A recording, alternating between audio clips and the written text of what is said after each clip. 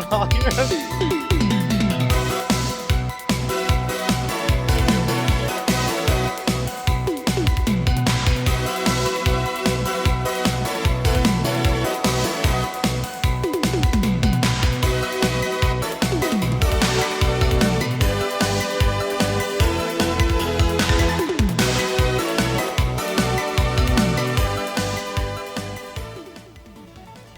Hello, ladies and gentlemen, and welcome to TownHall Heroes, episode number 131. For some of you, this is the first episode of 2017, because episode 130 is unfortunately the lost episode, but 131, here we go. We've got Dunk Train, JHow, and KendricSwissh for the very first time. Kendrick, welcome to the show. Why don't you, welcome yourself. Hey, thanks for having me for the very first time. As you said, it's a big honor, and I'm pretty pumped to, get this episode going with you guys. Thanks for having me. Yeah, well, since this is indeed your first time, let's get a bit of a background. So you stream, you host esports events. Like, what is the Kendrick tale? Well, basically, it all started with Heroes of the Storm, really. I did a little bit of YouTube and Twitch content with Hearthstone, but never really, never really did a whole lot on that. But Heroes of the Storm, actually watching Dunk Train got me into Heroes of the Storm. I'm not kidding. That was the first time. Guys. I'm sorry, everyone. Oh. Yeah. Oh. Just kidding, buddy. Watching Dunk Train play some good old Tehran in the super early alpha. Wow. The good days. That did it for me. Yep. Nice. JHow, for some, this is the first time seeing you, as 130 was your first time here on the show. Welcome back. Yeah, I mean, when I watch the intro and I get to see, and back to back, it gets me every time. I'm glad. Dunkus? Not much, man. Just, doing some town hall, doing some streaming, getting my game on. Good stuff. I think the only notable thing for me this week is I lost my wallet. I hate my life, and it's great. Still haven't found it? No, I think it fell out of my pocket while shoveling during a snowstorm, and the plows just took it to La La Land. Like, I didn't leave the house other than that, and I really have no idea. Unless my cats took it, in which case that's even more disturbing. But, well, we've got a lot to talk about, as HGC is pretty much ramping up. All the news did come out today and a little bit earlier this week. But we're going to be talking about the patch that actually hit last Thursday. We had the show Wednesday when Zul'jin came out. A patch came out the next day. Then we're going to be talking about our Zul'jin impressions 1 week into the hero. HGC 2017, all the details pertaining to that, when and where you can watch all of that. And then Valeera Speculations. I guess the story is Valeera was posted on the Blizzard media site and promptly removed or something, and now everybody's excited or unexcited due to the fact that it's been Warcraft Hero, Warcraft Hero, Warcraft Hero, Warcraft Hero. This 5? That would be 5. Isn't this Heroes of Warcraft? What are you talking about? Basically. But, I mean, truthfully, though, there are mostly Warcraft Heroes because it's the biggest franchise. And, yeah, that's going to be the show here today. So let's open up with the patch notes that did, in fact, launch last week and just jump right on into it. How many of you were surprised that we had this patch to begin with, with this timing? I was really surprised by the timing. I made a tweet about it, actually, because I was like, you couldn't just get these small number changes into the patch with Zul'jin. And I understand the way game design works and development. Like, they have to vet the build and stuff. I understand why they were separate patches. It's just funny. We'll do it live, boys. I never do it live. Anyway, yeah, so I was really surprised to see the patch. I thought we were going to have to wait in misery for another week to pass before they would fix the Heroes for Hero League, but I'm glad that they threw this patch out there. You mean another week in the reign of King Raynor the First? Yeah. Oh, God. It was like, when we got to talk about it a little bit, when we talked about how broken things were over, like, the holiday season, is that, like, this right here between, I know we're looking at the 4th, but, like, the balance stuff that came out a couple days later, like, it was everything that you needed to balance the game. Like, it was literally, they hit the nail on the head by hitting every single thing possible that was needed. Everything? Yeah. Everything. Like, you're convinced? Everything 100%. That was broken, I should say. Yeah, I think JHow is right. Like everything that was a necessity to adjust immediately got adjusted. I wouldn't say that the game is like perfectly balanced or anything, but it definitely helped a lot. It just made Hero League so much more enjoyable again, because I really, like, for the first time ever, I think, in my HOTS career or my Hero League history, I did not really enjoy the current meta. Like, I was like, this one button meta where you basically win if you press your heroics fast enough, and you have those Exodia pieces, as some people called it. Like, you have the Earthquake, you have the Apocalypse, you have the Hyperion, and the Bloodlust, and the more pieces you have, the higher your chances were to win the game. I mean, it was just very, very one-sided, and not really skill-related, in my opinion. I would agree. I agree. It was pretty brutal. But here we are with the new patch. We can hop right into it now that production has been gloriously done in front of everyone's eyes. I'm getting there. Your green screen is like a turtle blue screen. Dude, it's not though in real life. I swear it's actually green. I don't know why it shows up like that on my webcam. Somebody I give swear. Dunk new lights in his room or something. Okay, well, taking a look here now. The armor changes is something that I thought we talked about last week. Yeah, we actually 'cause talked this about was these part of the patch Zul'jin notes. patch. Yeah. Okay. This So is the Zul'jin patch notes, not the tweaks. All right, so I'm to the totally game on the afterwards wrong patch link. notes. Godlike news. Reload. Nice.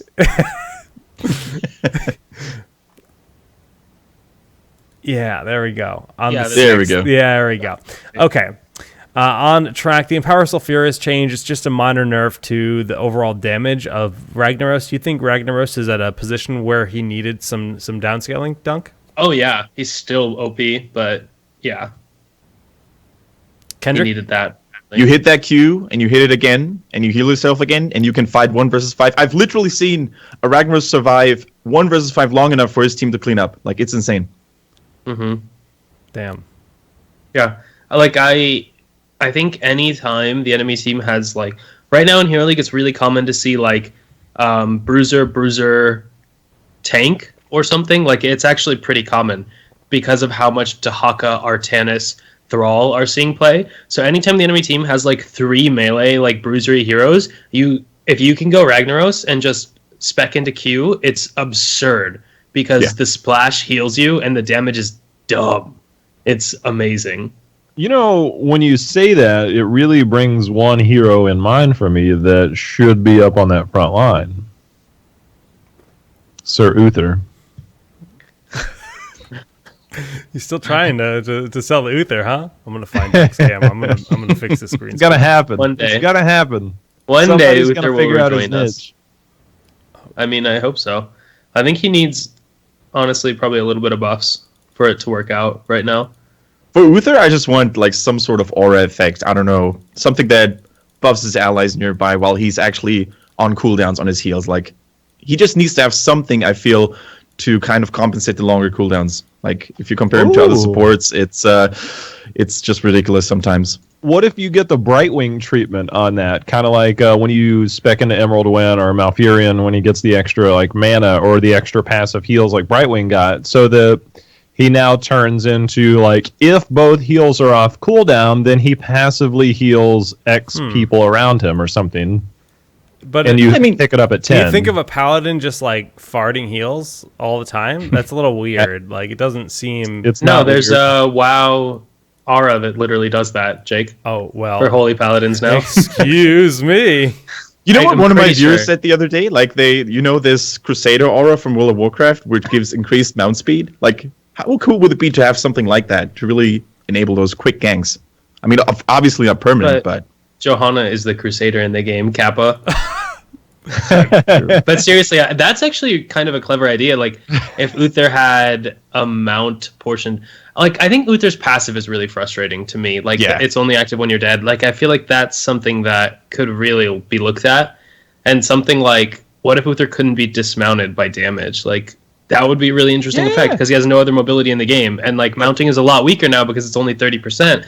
Like, that would be an interesting. and you could body block people interaction. from your mount. You'd be like, Hold on. I want to bounce off an idea. Sabretooth Ninja in chat says plus armor to nearby allies for each cooldown up. What if, like, your Divine Storm, which is more of a melee talent, gave your team passively, like, plus 10 armor, and then your Divine Shield would passively give you plus 10 physical armor, And then the other Divine Shield would give you plus 10 spell armor, like passively in your area. The problem with just having armor auras is that generally they don't work out that well for the game, because it's like it adds a lot to your power level, but it's not really visible and you don't really feel it. So the character can be broken while also feeling unsatisfactory. Like pretty much every time like a really powerful defensive aura like that is implemented in a MOBA, it has historically been bad for the game. If you look at Dota, League of Legends, Heroes of Newerth, historically they've all had something like an item where you get passive armor or magic resist to your allies, and it's very bad for the game overall. So I think if you want to do something like that, it needs to be like an activated short duration type thing. You don't want to just provide like passive armor to your whole team or whatever. Right. It gets really wonky because it's so powerful, but also difficult to see that power. Yeah, activatable aura, so to speak, with a cooldown, right? Yeah. I think that would be good. Like if you had Devotion Aura, where like you could activate it and then for 5 seconds your team has like 20% armor or whatever, kind of like the Banner of Ironforge that Varian has, but a different take on it. Like that's a really powerful, cool effect.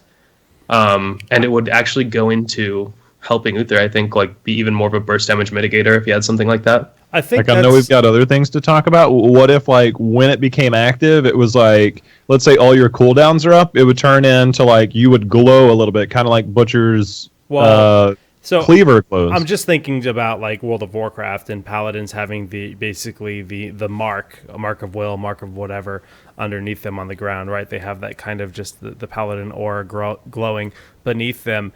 And I like what you said about the idea of the banners on Varian. I think if you were to do something similar, like whether it's Blessing of Might, Blessing of Kings, like however they want to approach it for Uther, I think that could be a really cool way. The idea of an aura for armor or spell armor, the idea for a 10% movement speed that you can pop and it lasts for X seconds, and being able to choose between movement speed, physical or spell damage, that's like a really compelling option for the hero. Does that have to be Uther? Maybe, because he's like, a lot of people are kind of calling for like some love to the hero because he's so unplayed everywhere. I don't even know if he gets play, and I don't see him in Hero League, that's for sure. So, but that's a cool idea. I like that theory crafting a lot. And here we are talking about patch notes. We didn't even make it past Ragnaros. I'm all about going off on tangents because that's a good thought. That really is a cool thought. But Ragnaros, got a little bit of a tune down. We can get back into things here as we scroll down to our boy Thrall. Thrall, everyone's been talking about the power of Earthquake ever since they brought Earthquake up into prominence, and they've made it a 100-second cooldown. They've also gave Sundering a bit more damage. I still think Earthquake's probably going to be the go-to option, though. Yeah, I agree. Will we see the return of Sundering? Okay, so here's the deal with Thrall, okay? And we had this conversation a lot throughout HGC last year, is that Thrall was like, all right, you could be really good at Thrall, and you're right here. But, like, put him at really good in, like, most comps, and it falls short. But then you have, like, top-tier Thrall, like Rich. And all of a sudden you're like, oh my god, like it's a terrifying hero. And so he kind of teetered on like being good or being like absolutely great depending on who is playing him. And it was all like Sundering and the way teams were playing him and stuff like this. And like I just wonder that, I mean, the damage isn't there, and he really fell off when they nerfed the stun off of it, right? That's when like Thrall kind of started to fall out of the meta. But like, is it good enough? Like the damage I don't think is that big of a deal. But it's more like how it's used. But a 100-second cooldown for most competitive games, like normally you see fights break out between 60 to 80 seconds, especially around objectives and stuff like that. And then that's why 100-second cooldowns and 120, some of them like you're wondering why are they so long? But it's just like, is Earthquake, does it fit now with 100 seconds? Does it fit into that it's going to be there almost every team fight if you need it? And does that take Thrall out of the meta if you fall into that like 60 to 80 second range between a team fight? Maybe on some maps, I think he might be a little bit less prominent, but he's still so impactful in the early game. And I think where he lacked before was having guaranteed value in team fights, right? A Thrall would charge in and he might just get popped, but he would do great the whole early game. But like level 20, he didn't have the same viability. I mean, in my opinion, even with 100-second cooldown, sometimes it's going to just come down to those really late game fights, and with Earth and Shields too, that talent's insane. I think it'd still be great, but Kendrick, how do you feel? Yeah, I think it really depends on the maps too. Like if you have a large map where after a team fight, the teams basically go back to lane, or they take mercenary camps, they take bosses, and then it takes a while due to the sheer size of the map until they meet again in full force. I think then Earthquake is still your go-to, because normally within those 100 seconds you will have it ready again. But I really like that they now make Sundering a little bit more of an option again. And I was basically playing Hero League the other day, and I had Darkmark from Misfits in my team, and with one of those money Sunders, he basically decided the game single-handedly. And I've really missed those moments where you're not really just that R button hero. You don't just press R like Earthquake and you have infinite value. It's like, to Sundering, there's much more of a skill component involved. Like, you need to know, like, do you separate the team, or do you just knock them all away as disengage? I think it's super cool to have this variety now again. Since we're talking about variety and we're talking about late game, and we're on the topic of Thrall, and we've been theory crafting a bit already, do you guys think Worldbreaker is, like, in need of some love? Should it, like, be, like, I don't know, like a tri-sundering or something instead of an unlimited sundering? Because I don't know if I've ever seen Worldbreaker do two charges, cool. maybe? Two charges. Oh god, that's even scary. That might be scarier than three going out in three directions or something. But okay, what if like it instead of Worldbreaker, or it went Worldbreaker? What if it doubled the distance by equaling the distance behind you, so it now split two directions? Wait, going behind you? How many situations is Thrall going to have targets behind him? He goes in and he turns around and like so situational. You're initiating with Sundering usually. It's better than the current form. Probably. Just where it goes all the way across the map. I think they need to give Sundering more girth at 20. I think Worldbreaker is just there to be cute for new players. Realistically, like, not every talent has to be competitively viable, and I think it's okay that Worldbreaker exists, and it's just kind of a joke talent slash a new player can see and be like, oh, that's cool, and then when you actually learn to play the game, you're like, oh, that's not that useful, but it's still good for YouTube pilot videos too. Kendrick would look at it in that perspective. Yeah, YouTube videos, sweet. I don't know. I look at, like, you know, when you have the shield you can get from Earthquake to Worldbreaker, and it's just like, okay, I'm gonna feel way more badass at 20 when I level up my Earthquake, right? But with Sundering, I don't get that feel, and I think that's kind of a flaw. I like what Dunk said, actually, though, because I think when you go Sundering and you go Bolt of the Storm, you have so much more flexibility of how you can use it, and so normally true. Bolt of the Storm is your go-to talent when you go Sundering, right? So I don't think that you're still significantly weaker at level 20 when you went Sundering, but it's hard. Like, you can screw up very easily by implementing completely new level 20 talents, I feel. A little bit scared of that. Here's what we do, guys. We can remove a generic talent from the game this way. You take Bolt of the Storm off Thrall, remove Worldbreaker, and give him Sunder Rider walk, and then he just fucking teleports somewhere along the Sunder. There you go. He rides the Sundering, Wind Fury, hitting everything. Like he surfs along it. There you go. All right, we did it, boys. We solved the talent. Nailed it. We're solving all the difficult questions today. Uther, completely fixed. Thrall level 20 for Sundering, completely fixed. Easy game. What else more could you ask for? Down to Zul'jin. He had been out for maybe 30 hours, and they decided that Taz Dingo was getting a bit too much value. We were just talking about that window, 60 to 80 seconds for team fights. Every single team fight, Zul'jin could go in, take a ton of damage, pop Taz Dingo, and guarantee just about a trade on an enemy hero. And I guess Blizzard did not like that because they brought the cooldown up to 90 seconds. Thoughts? Start with you, Kendrick. I think it's okay. Basically, you have a similar issue, or you had a similar issue like Earthquake. It was always ready. Like, you go out a team fight, you skirmish again, you fight again, it was ready again and again. I also like the mana cost increase, actually, because I think it forces Zul'jin to now manage his resources a little bit more, carefully. At least now his heroic costs the same amount of mana as his self-heal that he has to channel for 12 seconds. No, but I really think that this change was pretty good. I still don't know yet if I'm not sure if Zul'jin is OP or if he's just a normal character. Like sometimes when you see certain players play him, you feel like, oh my god, this is godlike. But in other games, you're like, Zul'jin not really that dangerous, eh? Yeah. So I'm not really sure what to think of Zul'jin just yet. I'm really excited though to see him in competitive play, like in a couple of weeks, hopefully. Rip, Heroes crashed on my computer. Dream's dead. Duncan, JHow, thoughts on Zul'jin? Exactly what Kendrick said on how it was up for every fight. And it kind of goes back to, what I was talking about. It's like, if it's up for every single one, then it just becomes like a little, like if it's too strong and it's up every fight, then you either have to take away the damage or you have to take away the cooldown. And in this case, it's not like it's a damage thing that you can just nerf. You just straight up have to take the cooldown away from it. And I think when an heroic ability is always ready, it takes away some of the tactical component as well in competitive. Like, okay, the cooldown is not really, or the cooldown is up, let's go and fight Zul'jin now. But if it's such a short cooldown, you take away this tactical component of, we engage now because we know that he's vulnerable right now. So I really like that. It's not an automatism that you have to think of whenever you see Zul'jin on the map.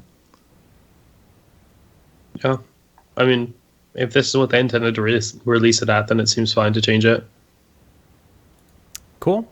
Well, Taz Dingus still pretty good overall. How do you guys? Well, you know what? I'm going to stop myself because Zul'jin discussion is totally our next topic. So we're going to come back to this Dingus as he is a fun hero. Okay, back down we go into the patch notes. Multi-class hero Varian got a bit of a change just on the charge, bringing the cooldown down to 14 seconds, and then they increased, or they nerfed the cooldown reduction on Warbringer. So this is something we talked about. Baseline is charges not 16 seconds, which is nice. So it's 14, still long. And then Warbringer has a little bit. I mean, I think they're trying to incentivize it less and try to give some flexibility for shield wall. But I don't know how much we'll see that, because the stun is pretty good. Yeah. I honestly think that we will see more tank Varian during HGC. Than people with Warbringer though. I Yeah. think tank Varian with Warbringer is amazing. I agree, because you have the guarantee. You have so much stun. When you charge, you get the stun. You follow it up with the taunt, and that target is just a sitting duck and so many heroes can capitalize on that. Like, a silver player could easily land their full leaning combo on a Varian that charges in. That locks the target down for that long. Imagine what a pro team can do with coordination. That target's gonna die. So I agree wholeheartedly, but I think Warbringer is still gonna be a must. Unfortunately, as cool as Shield Wall is, maybe Shield Wall will see prominence if there's ever a meta that's very bursty again, like when we used to have like the full on just blow up meta. But yeah. I think Shield Wall would see some prominence if his offensive heroics were a little better. Because the interesting thing about Warbringer is that it's actually better for the tank spec than it is for the damage specs who would rather have the invuln. If you look at like Fury, you'd much rather have the invuln, except like you literally don't have a gap closer if you don't take Warbringer. So I think it's kind of problematic how much CDR it gives. And the closer this gets to charge being a real ability without Warbringer, the more likely it is you'll see the damage specs actually want to take Shield Wall. Next up, charge 12-second cooldown reduction to 4 seconds on Warbringer. I mean, and I think that would help. I actually think that's probably a good number. I'm just really glad they're going in this direction at the very least, because 16 seconds is the same duration as a hook, right? Yeah, and I think the step-by-step approach is actually better than taking huge steps and then going a step back because they went too far. Yeah. So I would have to agree. Okay, next on the list we can, I guess inoculation was removed from medic. With the new armor system, inoculation and shield sequencer were both doing very similar things for Morales. We like to think interaction and decision making that shield sequencer grants, so we have decided to keep it and remove inoculation for now. Okay. So anyone who doesn't know, because of the way armor stacks now, if you just double cast your W safeguard on medic with shield sequencer, it's strictly better than inoculation, because instead of 1.5 second of 50% followed by 25% armor, it's 50% for the whole duration. So just so you know. Don't get so smart. Moving on into Bloodlust. My favorite ability did receive a nerf, the saddest day of my life, but it's still probably pretty okay. I haven't tested it myself. Duration down by 2 seconds does make it more manageable for defensive heroes. Overall, what kind of impact do you guys think this nerf will have on it? I think one of the biggest impacts was like quite simply like this patch came out. And like I remember there's like this radar type warning on the East Coast, and I ended up looking it up online, and I realized it was not like a radar warning; it was Jake howling in sadness. So I think that right there speaks. I don't know. I think it goes strictly to what you said in the simple fact that it now becomes more manageable. 10 seconds was a long time, like long time. Like just a couple seconds in this game are a long time. So. I think 8 seconds might even still be a long time. I like the fact that they took down the movement speed. I wouldn't be surprised if we see like maybe even a small nerf on the healing. But I think this is another one to where it's like a gradual nerf, and then if there's another one, then it's a pretty easy process to make happen. Yeah, and I think right now all the disengage you have in the game, like a false set gust, for example, just proves to be a little bit more efficient against that, right? Because those 2 seconds while you're slowed from the gust, for example, can really cause Bloodlust to wear off. So I think it's a good change. Nothing too drastic, but still, probably makes a lot of players happy. Yeah, I think it brings Rhaegar right in line with Malfurion. Yeah. Roughly. Maybe a tiny bit. You think he's better? Could be tweaked. I don't know. I think they're really close. I think they're better in different comps, which is the healthy place to be. There's just not... It doesn't really feel like there are other supports that are super viable right now. For Hero League, at least. What about Karazim? Oh, wow, I can buff the... That's amazing. I'm sure Karazim is good, but he doesn't see any play in any Hero League, and I don't really play him, so I don't have an expert level opinion on that. Do you think we're going to see him in HTC? Karazim? Yeah. NA or EU? I guarantee you we'll see him in EU. I have no clue about NA. It's cool because you basically you see two Karazim builds these days. You see even the damage Karazim as a solo support sometimes, and you see the Insight build, which before wasn't really that popular, I guess. So I'm kind of excited what the pros are going to bust out. Yeah, it's going to be interesting to see exactly what the support meta, or the meta in general, looks like, because we haven't seen the pro scene. For quite a while now. Yeah, and it's almost a month, yeah. With HGC, with this new league format where NA and EU are playing, simultaneously for the regions to be able to study each other.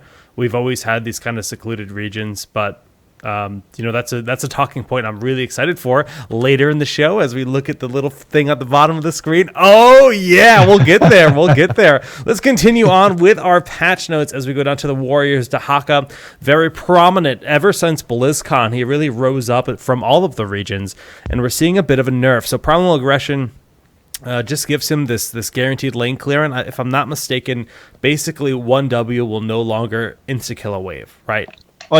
Okay, I got to talk about this because this was buffed as far back. I think it was like June. Okay, Dahaka came out in April and they realized like his talents. I think it was buffed in June, and then I think it was BKB's team played it. I think at Gamescom, and they had some bright spots that made it look good. And now it's here, and it's so crazy like how good Dahaka is right now. And I like the nerfs that they put across here, but I almost don't know if this is enough. Like, the 100% damage instantly made Dahaka like the single best solo laner. Like, there was very few heroes that could go toe to toe with him. And then you think about like what it does. Like, and there was a bug on it, right? So it was like super powerful for a little bit. But you can just like easy instant soak a wave and then join a fight, and then his essence gets stacked up so easily that like you can take your time, your team can take your time, and in coordinated play, I think Dahaka is crazy good. And like we've seen like Hero League, I think his win rate is super high as well. But like I honestly don't know if taking it down to 90% is still enough. I mean, if his role is to kind of play that secondary tank, which of course it's just straight warrior and heroes, but if he's to play like the secondary warrior, kind of play that bruiserish role, it pushes a lot of melee assassins out. It now has like this double tank meta, and you can look at a lot of heroes right now because for the last 4 months, it's been nothing but reworks to heroes like Zeratul and things like that, and melee heroes that have been coming out, and it's like changed the meta drastically. And I think Dahaka is right at the top of that heap because his wave clear is so strong that it like breaks a lot. Like it forces you to draft like a certain warrior against it on certain solo lane maps or a certain hero, and it just, I think it dictates a lot of the pace of a lot of games just because of that talent. Yeah, I think Dahaka's pretty insane. What I also found super strong on him was Primal Swarm at level 13. The fact that you can basically cause or multiple enemy heroes, especially melee ones, to become vulnerable all the time with symbiosis. You basically have it up all the time anyway, and then it works on certain neutral objectives as well. Like you can make bosses vulnerable. You can clear them so fast, especially on Warhead Junction, for example. If you get that boss in with the Dahaka super fast, then he dives down to the other lane and scouts the enemy if they're doing boss. Like he's so useful. It really feels like he has no weaknesses right now. I couldn't tell what is a Dahaka counter. Like I couldn't name one on top of my head. Are these tweaks insufficient based on your opinions, Kendrick? I think so. Yeah. Like I really hope that. I mean, I love Dahaka, and I think from a viewer's perspective, later on at HCC, he's a fantastic hero to watch. He's very fun. He's all over the map. He can cause a lot of ruckus. He's super fun to watch. But I'm not sure if he's still a little bit overtuned, as JHow said. Well, the thing is, we talk about where was his weakness. His weakness used to be like he has no movement speed. Then they made it baseline so that whenever he passes through any bush, he gets movement speed. And so if you're trying to chase him on foot, all he has to do is touch a bush, and then he's out of range of you. Like it's like you think about these small things of like, all right, that seems like it was needed. I agree, but then you think about it fitting into the rest of his kit, and it's like, oh my god, like this hero is now like top tier in the game by far. His kit is so good right now that other weaknesses that he usually had seem to be forgotten. Like his Q animation used to be a little bit slow, the range is a little bit tiny, but you don't care about that anymore because the rest of his kit is so good right now. And even adaptation sees a lot of play right now because it works so well with the E changes, for example. It's just super good. Now, when we look at Brush Stalker, I know they just nerfed both the Fly and False Dead, and then they nerfed Phase Shift on Brightwing. The cooldown on Brush Stalker, it's not listed on his hero page. That tilts me. What 55? Is the cooldown? Is it at what? 55? 30 at base? Was it 35 or 40? I'll just load into game. Talking about now or before? Now, because I don't recall if they nerfed it in that patch where they nerfed False Dead and Brightwing. It's 55. 55. Oh, 55. Okay. 50 it says in game. Oh, 50? 50. Yeah. Is it 50? Okay, that's reasonable. Okay, 50. You're right. Yeah. Okay, never mind. Then I was going to say, like, maybe they need to nerf his global aspect because he literally has everything. Like, we talked about solo lane heroes and prominent solo lane heroes, and none of them that were, like, super devastatingly powerful had global, like, in their base kit, right? And he does. And, I mean, he just excels in so many fields at this point in time. Don't you have any thoughts on, like, these tweaks and, like, maybe some other tweaks they could make to the hero? Global heroes are difficult to balance. I'm not really sure what you have to do to make Dahaka simultaneously like healthy for the game, strong enough to be picked, but not like overpowered. I mean, I guess we'll see where he ends up in the competitive season, but it's just tough balancing act to have a hero who can be a solo laner but also have a global is tough. On the bright side, we don't see Vikings anymore. I'm happy about that. It's just a hero thing. Yeah. The Vikings. It's true, though. Vikings they do struggle with a lot of global heroes. And with Valeera potentially coming to the game, that would be another threat for them probably. But that's another thought that we will get to a bit later. Tease. You just got to slowly tease each topic throughout this first topic. That's just, that's the strat we're going with to remind specifically the MP3 listeners. I love you guys. Anyways, down to Diablo. We've got some changes here. The initial damage done by Firestop has been tweaked down a bit. Of course, when they did give Diablo these recent buffs, they essentially gave him the Returning Flames baseline. They just built that into his W.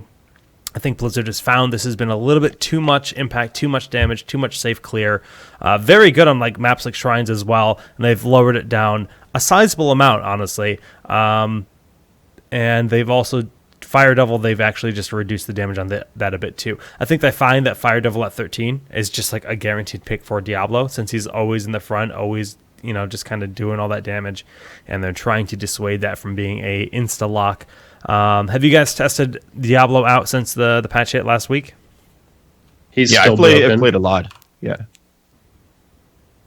he's really good right now. Yeah. I actually got my Diablo to level 10. I've been having so much fun with him being broken. It's great. Jay, I can't stress enough how strong Devil's Due is. I mean, when he first was reworked, it was all about the increased resistance duration. I forgot the name of the level 1 talent, but Bulwark. Yeah, Bulwark, exactly. But Devil's Due is so strong on certain maps like Brex's Holdout, for example, where all the Ultralisks drop regeneration globes all the time. It's fantastic, and I really want everybody to give it a chance. Give it a chance and then win the video game promptly after. Exactly. Yeah, I mean, I love Devil's Due just because like it feels like if you're at max souls and you go Devil's Due paired with Soul Feast, you're like, you laugh at Muradins. If you're sitting at 100 souls, like you just like Muradin, your health regen is pitiful. Watch me collect this globe mid-fight. Oh, I'm at full health the whole time. This is fantastic. Yep. But he's a fun hero. He really is. JHow, I wanted to talk to you about D3. How you liking the anniversary stuff? Just I really like it's. I don't know. This is just me saying the same thing. Like I literally work the entire day, and then whatever I stream is the only game time I get in. So I really haven't got to play much Diablo. Okay. I really haven't got to play much of anything. Damn, stop working, man. I can't. The struggle. Okay, well, overall, those are the patch notes that did hit last week. They were the day after the Zul'jin launch, and I found that to be a bit surprising. Dunk, I think you even tweeted out, like, hello? Is this a real patch? Where did this come from? Mm-hmm. Yeah, it was a little weird, but I'm glad they did it, so... Yeah. Not going to complain, No, exactly. It's good. It was really good for the game. For Hero League, at least. Yeah.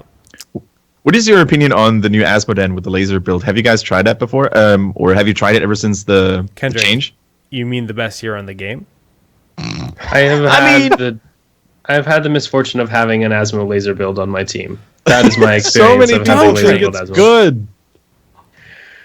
It's not good. It's not good. I don't know. Please. I'm pretty much 100% win rate with it. It's godlike. I'm pretty sure I've taught my stream that it's the best way to play the game. Confirmed. I just checked Jake's game history. He's playing versus only beginner AI. Nice. I'm going to find my match history. I have Asmo games in here. Because it also had this funny little bug when it was released and you could mount up while channeling, right? But that's unfortunately no longer in the game. Mm-hmm. Unfortunately. Real talk, though. Unfortunately, Kendrick. against certain compositions, it actually does have a bit of viability, in my opinion. Melee heroes that are limited mobility, when they dive in, you can force them to retreat. Like Illidan in particular does immediately have to back away from it. And it does hit really hard, but you need a dive buddy. Like the only instances in which I had a ton of success with it, I had a Diablo to effectively get in there, and then our big fat bodies would be the ultimate wall while the laser just drained their soul away. But yeah, I don't know. I love the laser build. You press E and you AFK and laugh and win. All you have to do is grab Diablo, throw him into your group, hit him with the Butcher, and Asmodan's there. You got your full Diablo comp just blowing people up. Yeah. It's 100% win rate. That's never happened. Because Butcher is 10 times worse than All Shall Burn builds could ever be. Like the thing about Asmo is because you can move while channeling E now, baseline, like it makes default Asmo better. Like you don't have to invest that talent. You still can to get the increased move speed, which is actually good. 80% move speed is like nice, but yeah, you don't have to invest that talent. It's actually really good. Yeah, I think Asmo's fine. Ability, right? He's actually fine right now. Yeah, like. He doesn't have to... Like, you still have to spend a talent, I think, at level 1 on Sieging Wrath to make his Q good, like an actual ability, and then the rest of the game you can pick Q or E talents, and you actually have, like, two meaningful teamfight abilities. It's tough, because if you don't grab the E talent at 1, it's so mana-intensive that you're, like, always if you're actually casting E frequently. But, oh well. Asmo's not really ever going to be super mega meta. I don't think. At least the E build won't.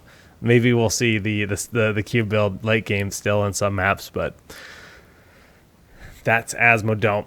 All right, let's progress on to our second topic of the evening and give our summary of our opinions on Zul'jin after 1 week in the Nexus. Last Wednesday, he was released. We've seen Taz Dingus get brought to 90 seconds for a cooldown. And overall, the hero, I mean, I've played him a ton. I'll just go open up and say I've had more fun with him than any of the hero launches in a long time. But I tend to like ranged auto attack type heroes. Like I like stutter stepping. I like that play style. I don't know if it's because I play Terran in StarCraft or what, or why I enjoy that so much. But it's fun. And my Taz Dingus is almost level 10. But what's your go-to build, Jake?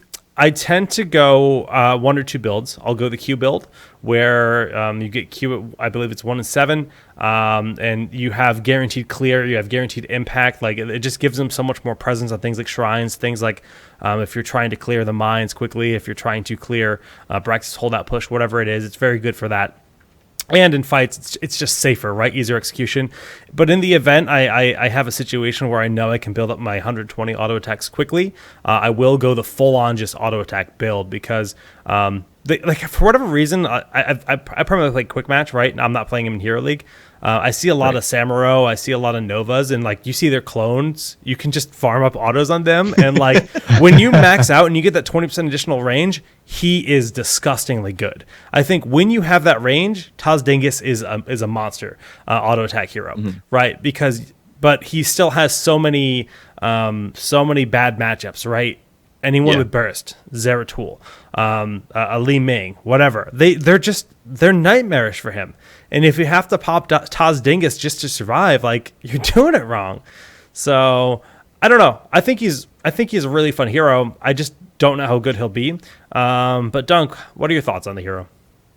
I'm getting coffee. In some ways, I take the opposite stance of you. Actually, like I was looking forward to this hero, and I think they nailed it, like visually and the aesthetic. But I really don't like playing him, and I don't think he might be okay actually, but I really don't like playing him, and I don't think he's good in general. I'm actually really surprised his win rate is approximately 50% because I just think he's a weak hero. He is basically only good if you bring nothing to the table against him because he relies on auto attacks to do any damage. He has literally nothing outside of that. His nukes are laughably bad unless you take guillotine, in which case you are probably the worst hero in the game. And then if you in order to do any damage in the team fight, you have to literally sit at like 45% HP for like 10 seconds to get value. And you have no way to basically catch opponents who literally just right-click away from you or to punish anyone in any situation or to escape bad situations because you don't have any mobility. Like, the only times I see Zul'jin actually look good is when a team literally rushes, like, 3 or 4 melees into a fight right on top of him. Don't focus fire him down, burst him, CC him, or blind him in any way, and literally just let him free auto to 10% life, and then pop Taz Dingo and free auto for 4 more seconds, and you're like, oh my god, that hero is so broken. And I'm like, dude, there are so many things you could have done to not let that situation happen, and I just feel like because of that, he's not good. Like, the only way he's good is if the other team is not coordinated at all and plays terribly. And even in Hero League, I don't see people playing bad enough against Zul'jin to make it worth picking him. I think I can't remember ever seeing an impactful Zul'jin without Bloodlust. I really think that without this heroic and without the Rhaegar, he's just very, very underperforming in most games that I've witnessed so far, at least. But I think the reason people like him, and this is like, think about heroes that are like kind of like exciting, almost like if you're like a thrill seeker. Like, there's this thrill of playing Zul'jin, of teetering on like, oh my god, I'm going to die, or no, I'm actually going to make it out of it. It's almost like skydiving or bungee jumping. The Taz Dingo brings it to like a ranged hero, because normally like a lot of the thrill seeking stuff is like, oh my god, I'm in a melee, how did I get out of that? You know, stuff like that. But it's like he brings it to the table that like not a lot of other people have, right? Not a lot. I guess I should say ranged heroes. And so like it kind of teeters on that like adrenaline rush of like, oh my god, oh my god, oh my god, oh my god, like I have no health. When is this up? Am I going to die? And I think I agree. Like, that's one of the fun things. I think that's why he's like super popular, despite mixed results on how effective he is.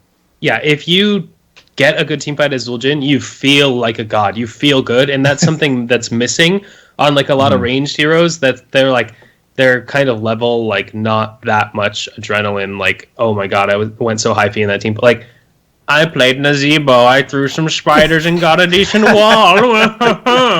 Like, that's a godlike team fight for a Nazebo. And you're pretty much baseline level, like, the spiders wrecked that guy.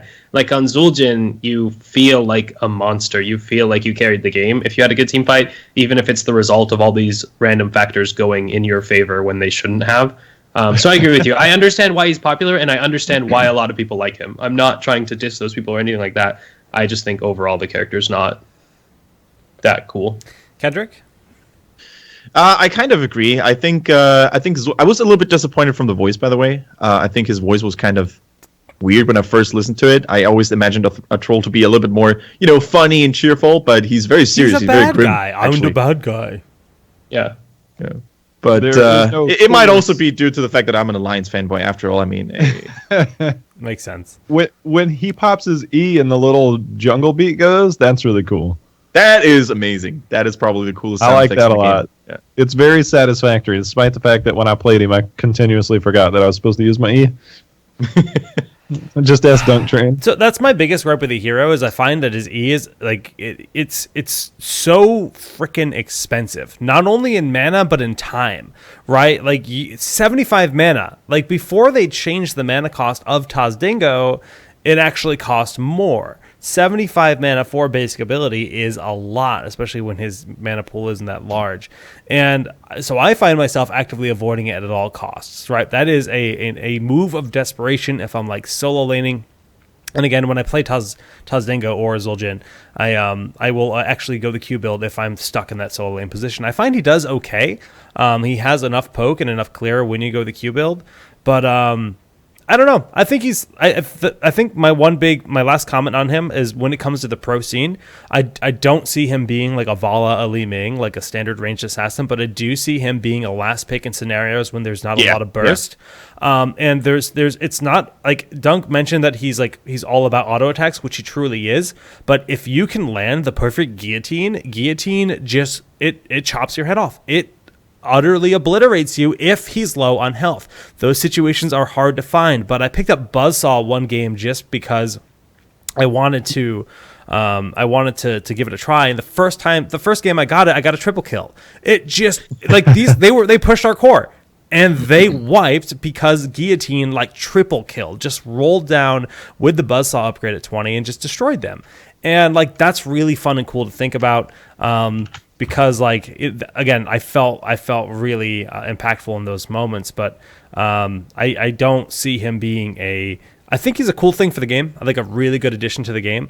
He's just not a mainstay, like a guaranteed like first pick, first ban type hero, which is great and not a necessity. But overall, like I mean, I know Dunk's not loving him, but I'm gonna give him the 10 real quick.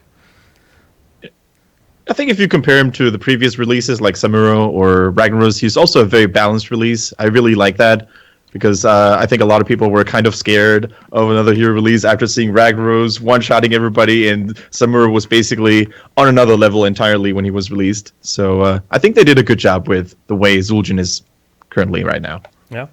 Couldn't agree more.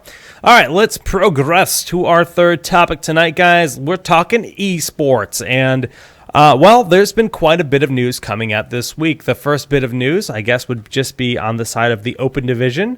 JHow and myself are very gladly, I think, casting the open division, which is actually sign-ups start really soon, and I'm thrilled to have Arcane 8 be the production side of things here for NA.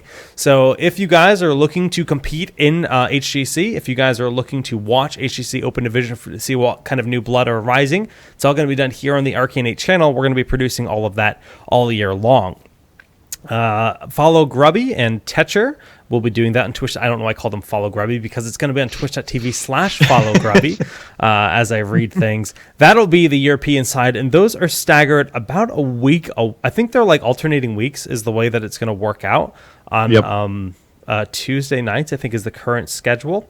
But signups can be found on gosugamers.net. The Heroes of the Storm section, or you can just go to heroesofthestorm.com/esports. And for the Arcane 8 thing, you can see that on the bottom just below. There's a button. You can just click that button here on the Arcane 8 Twitch channel, and that'll take you directly to the NA side. NA signups have not begun yet, mind you. I believe Europe signups are open for I think so too. 3 more days. Let's find out. Production. We gotta hide Zul'jin though. Zul'jin's in the way. I just watched. You pointed down, you pointed up, and then you pointed forward. Oh, that's the wrong button. I pointed down, I pointed up, then I pointed forward. Here we go. I don't know what that means, JHow. Oh, this is NA. Well, I'm trying so hard. I just saw the first game in Europe is going to be Dignitas versus Misfits. Oh, that's a pro scene. Yeah. Never heard of them. On the pro scene, and that's actually like a basketball match now, isn't it? It's 76ers Philadelphia versus... 76ers against Miami Heat. Yeah. What you know about basketball, Kendrick? Hey, yo, we got Dirk Nowitzki, okay? So every German at least has to have a little bit of knowledge. In America. Yeah, that's why we have interest, any interest, we should say, in basketball at all. You can't name one other German player. Don't worry, I can't either. In the NBA? It's Dennis Schultz for Atlanta Hawks. Oh, man. Damn.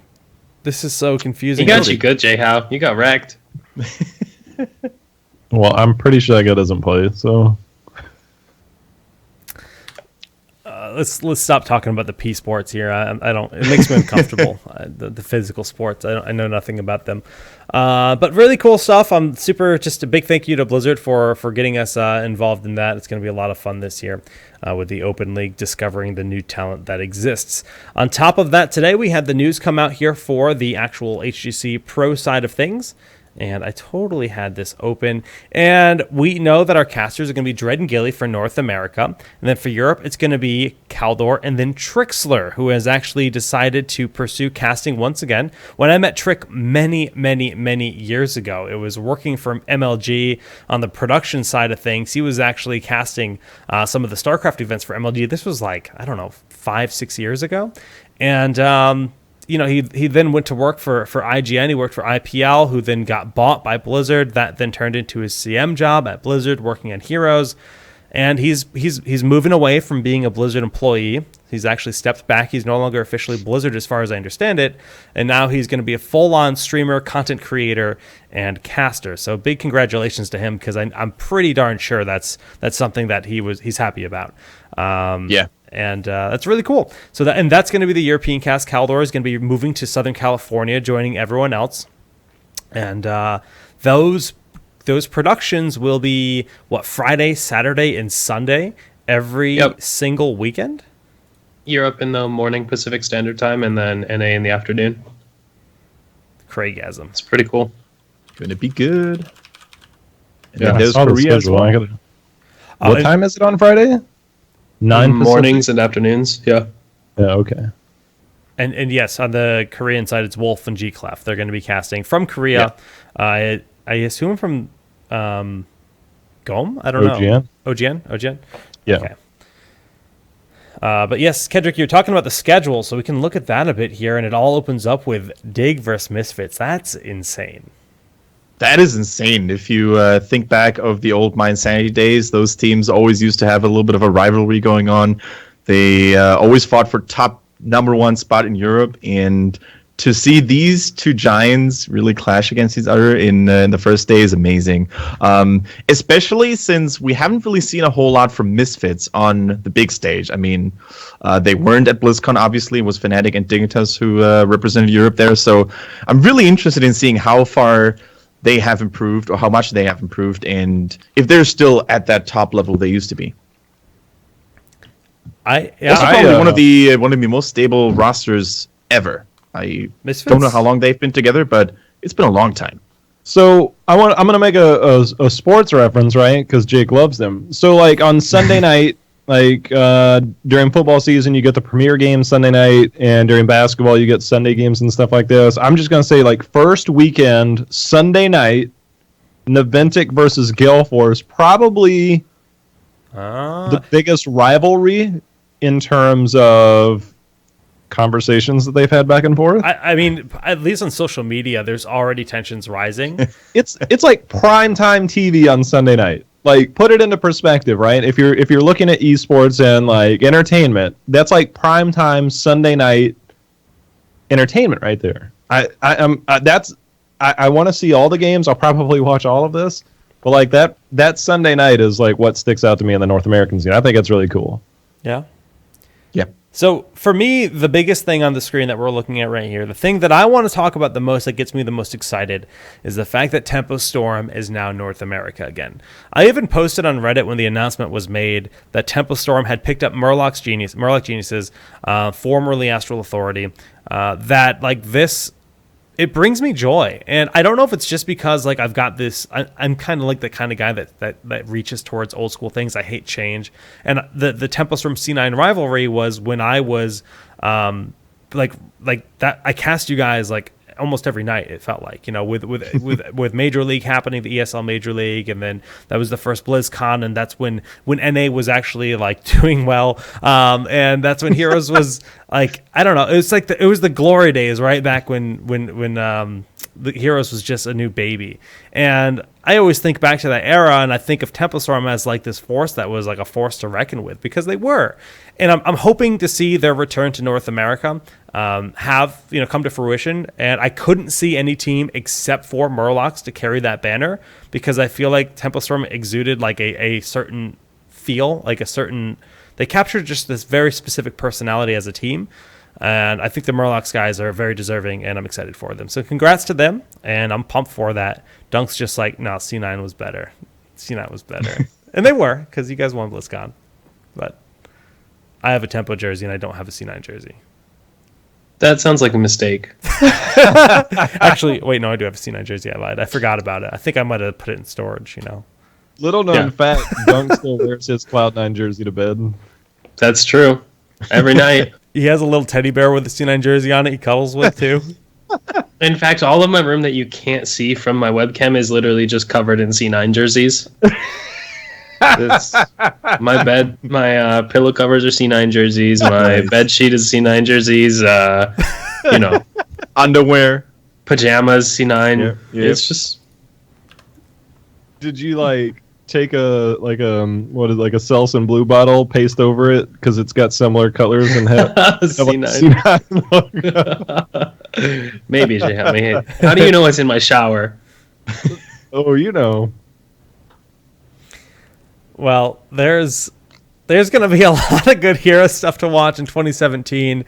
I mean, you're talking Friday, Saturday, Sunday for HGC, and then the Open Division alternating weeks on Tuesdays at the bare minimum. Could be Monday, Tuesday if I understand the schedule correctly, but I don't know if there's any confirmation on that. We also have details on the Eastern skirmishes, which is going to be basically our land events. So we've got the skirmishes for the East, which it states where they are, somewhere in China.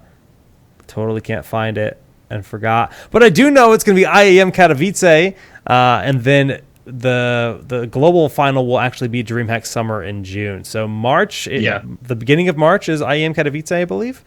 And then... Yes, March 17th it says. Oh, yeah. March 17th. Or wait, no, March 3 to 5th is Katowice, and 17th is the Eastern Clash. Yeah. Good job, Dredd. Dunk. I can read. Wow. I can't do anything. Oh, you just call him Dredd? Yeah, he does that all the time. And I call Dredd Dunkus sometimes, like, as I like call him up for a Skype interview on an official Blizzard broadcast. I'm like, "Sup, Dunkus? Congrats on the win!" Like he totally just beat Dunk. It's just like the worst situation. That's how I do. And then June 17th in DreamHack Sweden, $250,000 up for grabs. So. Yeah, cool shit, cool stuff coming up here, and then obviously there'll be more details for everything else, but it all begins January 20th for the first half of the year, the beginning of, well, I guess the future of Heroes. But I want to just kind of open it up here. We now have a lot of questions and a lot of wants and desires and almost like needs of the community answered. We've got in-game draft. That's huge, right? And I think that's a huge step forward. We've got a league structure with consistent play. We've got stability with top teams and incentives and these salaries. We've got locked in high quality production. If we've got forecasters moving to California, that means they've got a production staff. That means they've got a dedicated space and a dedicated studio. We know for a fact they just flew all 8 teams from Europe, all 8 teams from America to California for a summit. Well, guys, I've worked in production for many years. They're doing B-roll. They're doing interviews. They're creating. They're taking photos and getting footage and creating content to make this league feel like those players are there. They're not going to be there. The players are going to be playing from home, and that's amazing. But do you the one thing I want, the one thing I'm hungry for, the one thing I think this game and this community needs, and I have basically proof with Bloodlust, is crowdfunding or some kind of a compendium. And StarCraft 2 has the war chest this year. They have this basically community funded thing. StarCraft 2 has in-game cosmetics. Carbots has like stickers and stuff. And the moment I think they bring that to Heroes, and they start building that up, I think we can do even more. So I'm always asking for more. Like literally since the dawn of the show, Blizzard could give me the world, and I'm like, okay, where's this? Right? That's just how I am, right? But like, I mean, beyond that, I don't know what else I could ask for. Maybe a new in-game UI. I hate the in-game UI. I'll say that. Better reconnect system. Yeah. Better replay tools. In terms of what I hope to see from the HGC thing, is like there's nothing more intriguing to me in sports, and I've said this, you guys on here probably already know what I'm saying, but like a more direct focus on the players who are on the teams, not the teams and then their players, but the players and the team that they're on. I really hope that they build up like personalities this year. Like we know a couple of them, and I thought that's why Heroes of the Dorm was so good, is because people like Michael Udall and stuff like that got a lot of FaceTime in that scene, and then all of a sudden like we had a lot of Michael Udall fans, and I think that if you can build that, then it'll build the league. Like I'm really looking forward to see like what they're doing for that. I think they've got a pretty big platform to really push a lot of the players, and that's really cool to me. I'm going to cut you off because this is something I feel very heavily about as well. And a community member posted this mock-up for what he wants to have a new in-game UI for gameplay. But I actually looked at it and I was immediately like, well, this could be really cool for a spectator UI as well. For a long time, just from watching things like Dota, something I've always liked is the way that they observe. I think the observers in Dota, they do a great job telling the stories of individual players, because oftentimes observing is literally swapping from one player's point of view to the next. I think when you constantly have this God view or this bird's eye view of everyone, it's hard to appreciate the way a single player moves. It's hard to actually capture the little things, right? Like their vision, the way that they're laning, the way that they're choosing to do things. And that's something Heroes doesn't capture, and that's another level of depth that helps you appreciate an individual. Is Chromie getting this beautiful blind snipe, right? You don't appreciate it to the same extent unless you see it from her point of view. And I really do think that by having that kind of capability in the future could be nice. Now, Oberrock posted this in chat, and people immediately yelled at me saying this is what Dota's UI looks like. Well, good for Dota, right? That's great. But I think something like this, where you can actually see the player's abilities and talents all built in on the screen at all times and be able to filter through. And this wouldn't even have to be a guaranteed thing. You could hide that frame, show talents, show stats. But I really think there's a lot of need for this functionality within the actual observer client, to just like that, where you have talents, abilities, cooldowns, everything all in one little frame. That brings the recognition of both the hero and brings the recognition of that individual player to a greater level. Just imagine what you could do with that kind of feature during replays as well. You slow down, and then you see exactly when the player used which ability, and you basically get to respect that a little bit more.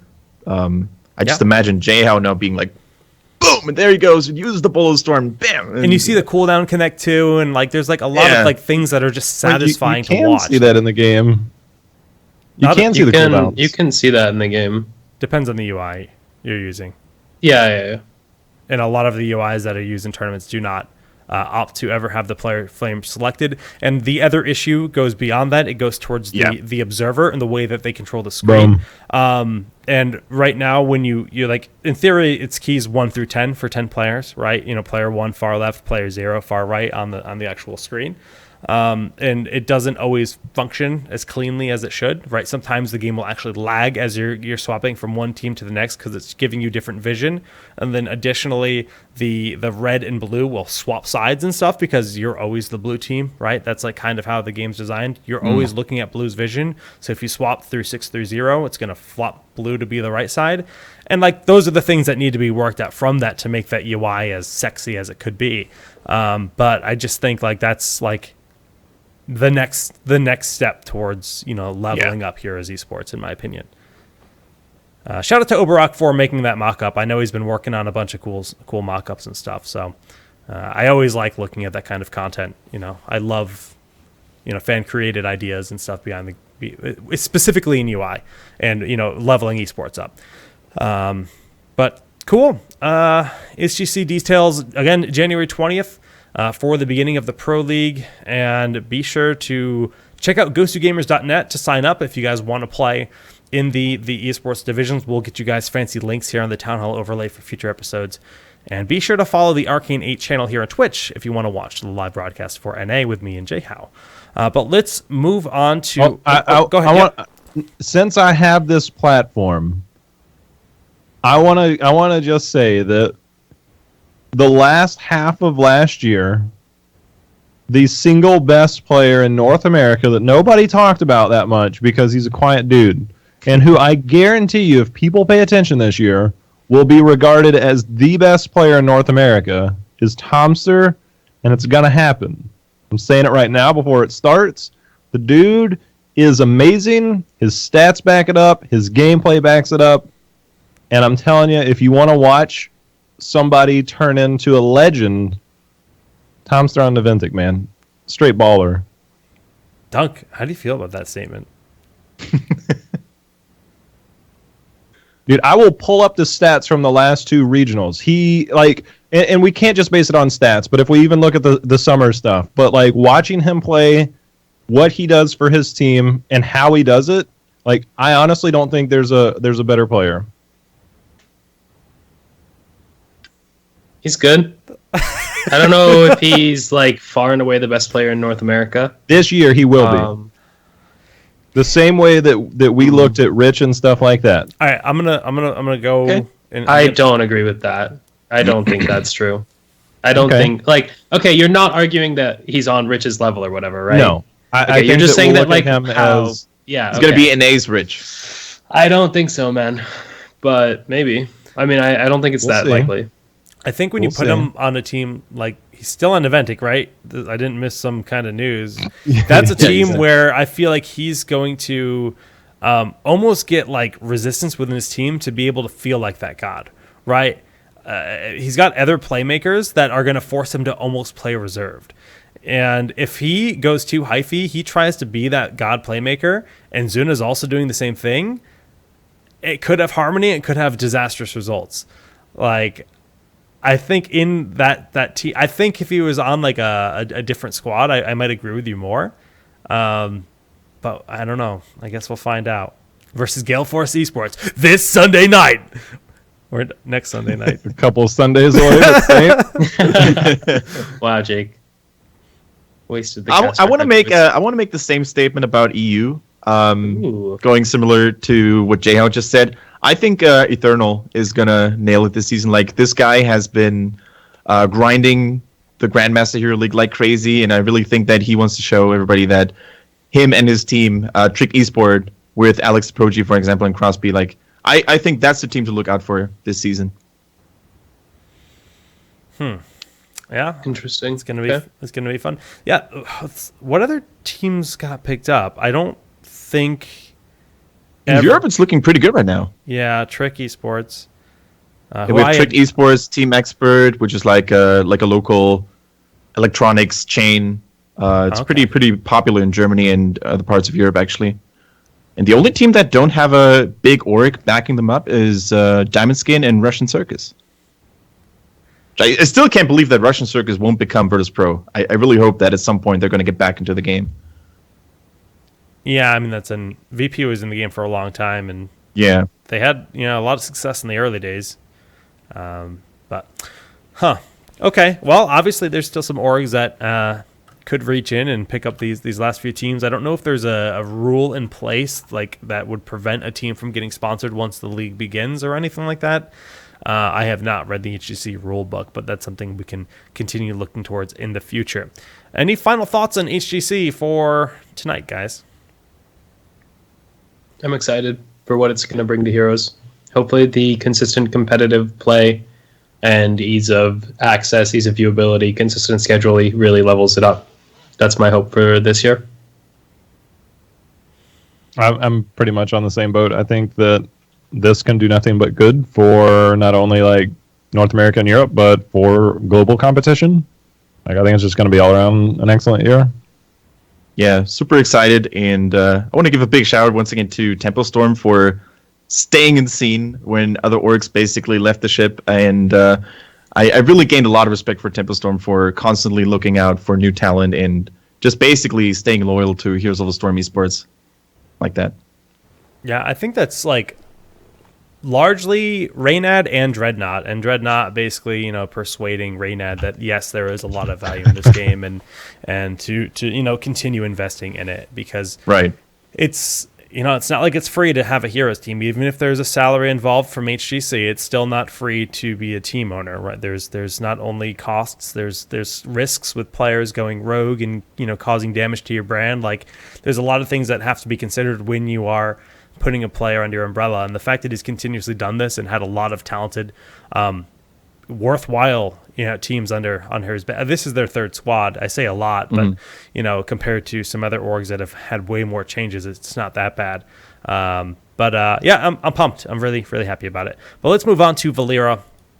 Valeera, the newest speculatedest heroist coming into the Nexusist. With the nicest legs. What do you guys expect to see with this hero? Sapping. Okay, here's what I'm going to say. I'm going to throw it out there. I don't think Valeera is going to be a stealth hero. She's got to have Like she might be vanish or not a something. permanent like not a permanent stealth Like hero. a I think she Samuro could- style? Yeah, she could be a Samuro style, but I actually did a little bit of research on her lore, and she has a lot of demon fail magic parts to her as well. So I think we might actually see some sort of demon possessed heroic ability, maybe. I don't think she's all going to be about that stealth, because a lot of people say, "Oh no, she's a World of Warcraft rogue, so she has to be permanently invisible and not even cloaked, like true invisibility." That's I think one of the rumors that a lot of people said, but I don't think she's going to be a main stealther, if you will. So immediately when I think of Valeera, I'm like, okay, how do they make her different than Zeratul? Not only the fact itself, but like, is she gonna not have blink? Are they gonna give her sprint? Like, is that gonna be like built into her kit as like a D or something like sprint? I like the idea of sap, but is that like, that kind of CC? Is it going to be a 2-second like stun, or is it just going to be like a stasis? Like, how are they going to make sap work if they do that? What are the, Fan of Knives seems like a likely ability, just for AoE damage, I guess. But I mean, Dunk, what's the League hero? You played a little bit of League. Katrina, right? I think people were starting to like try to compare her to Katrina or Katarina. I mean, I don't think she'll play like that. Katarina's a burst mage that resets like Li Ming-esque. Okay. I don't know. In my opinion, stealth heroes tend to not be very healthy for MOBAs. When they come out, like, think of how difficult it's been to balance Zeratul. Look at Nova, who You still arguably haven't is balanced kind of Nova like you. disastrous. Yeah. Like in general, heroes who are like really stealth oriented tend to be difficult. I hope Blizzard doesn't go that direction, but if it does go that direction, I would really like to see Sap be an alternative CC type that is broken on damage taken. Yeah. Because I think one thing Heroes is really missing is CC that can be used for setup, disengage, and other utility effects without being part of the burst combo. Right now, like, Heroes is really missing out on having like sleep style effects and other things that can be used that are not usable while you're bursting someone down, but are very useful outside of that from a utility perspective, which is one direction I think they really need to expand their hero kits. I feel like sleep is something that, like, sleep and sap and that kind of stuff. Like, once Mal'Ganis in the game, if he doesn't have a sleep, like, he's not Mal'Ganis, right? That's just like how I feel about him. He needs to have that kind of utility. And yeah, I think I agree with that. But what kind of other, like, the concept of combo is inherently just rogue from Warcraft to Hearthstone. Has there ever been a MOBA hero that has a combo system that you guys know of? Because, again, I don't really play other MOBAs myself.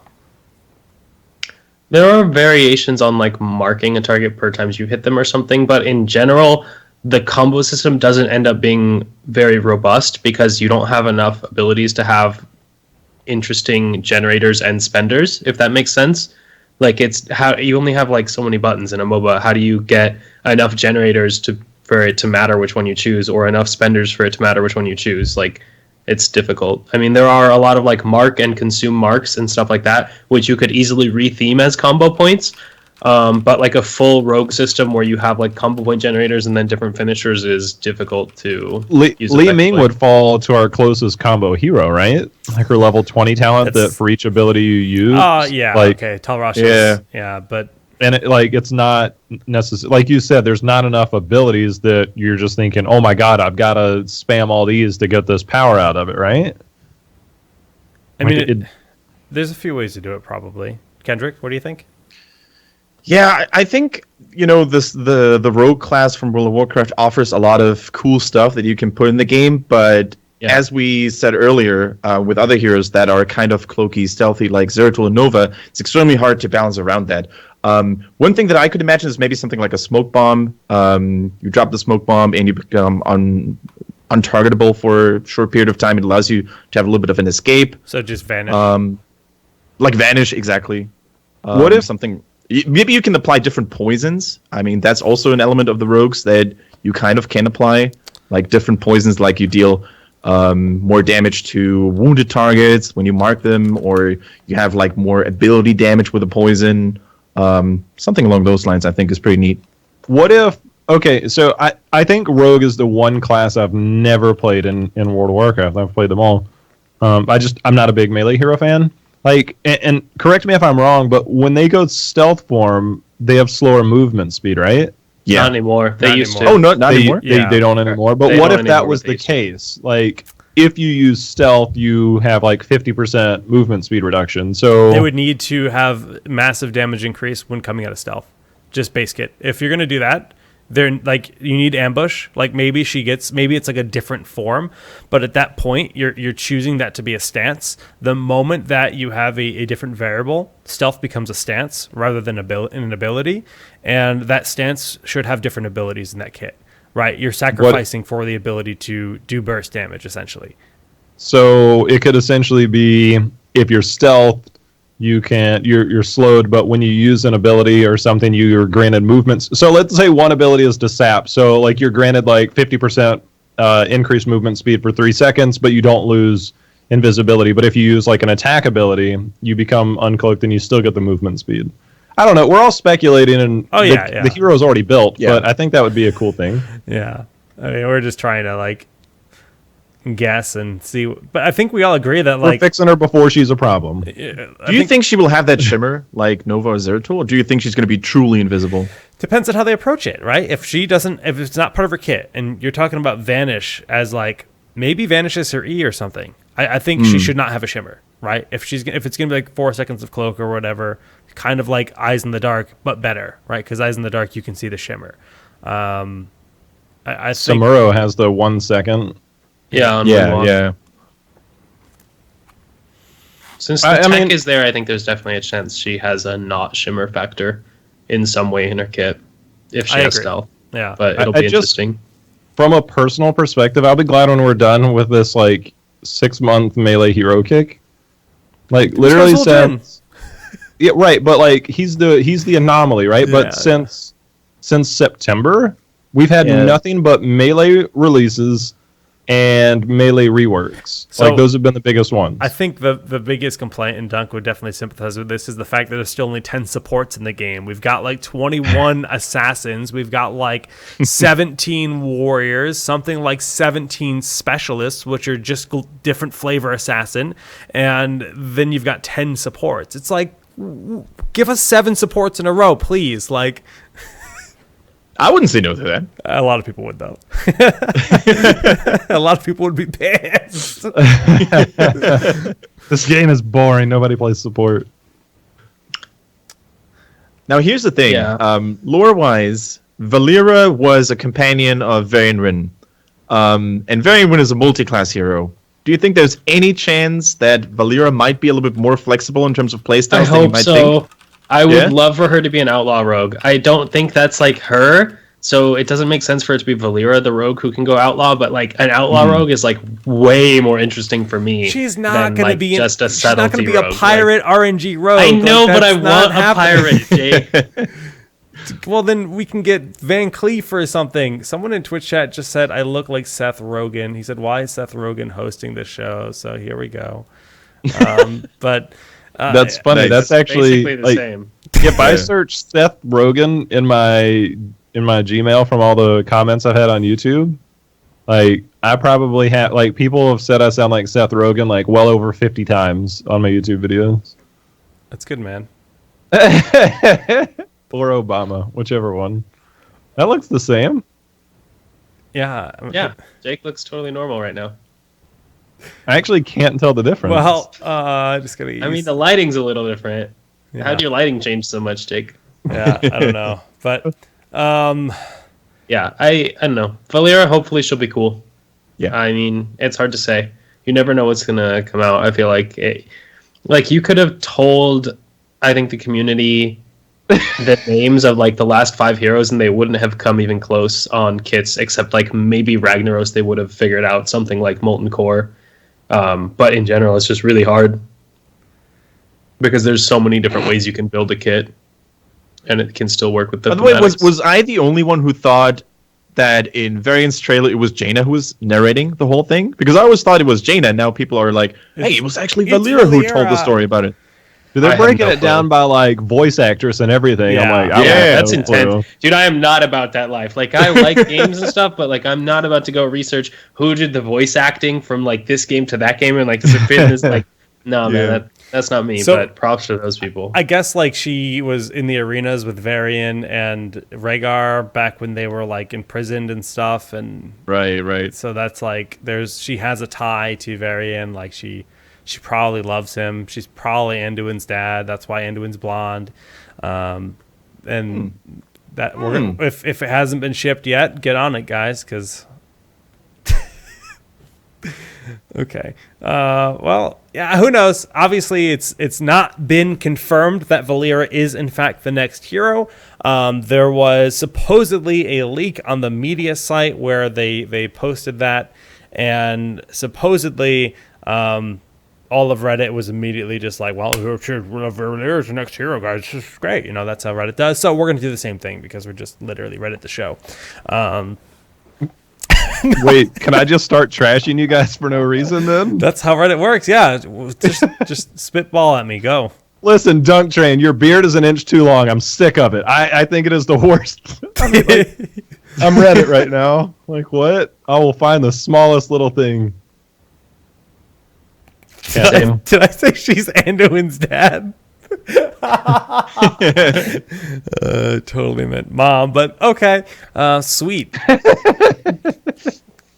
I think we're out of topic, so I'm going to open the floor to whatever you guys might want to talk about. We can answer a few viewer questions. If you guys want to post questions in the chat, you have to be a follower on the Arcane 8 channel to actually be responded to. Yeah, right. Jake has a secret technique that allows him to find out if you're a follower or not. Yep. Yeah, Yep. definitely. New magical science.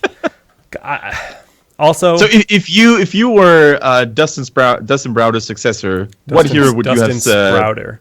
That's his successor. He's sprouted. Dustin I forgot Sprouter. his successor's true name because he's not It's on not Twitter. Alan. It's not Alan Debris. Ellen Debris. Debris? Yeah.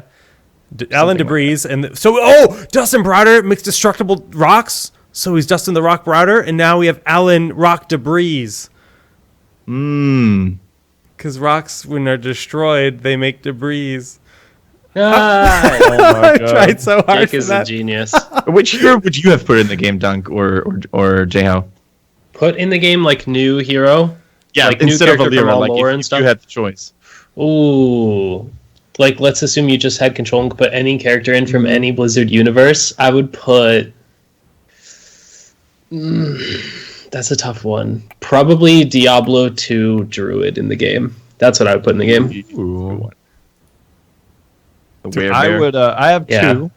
One of them would be Dunk Train the support. Two, it's like Uther 2.0.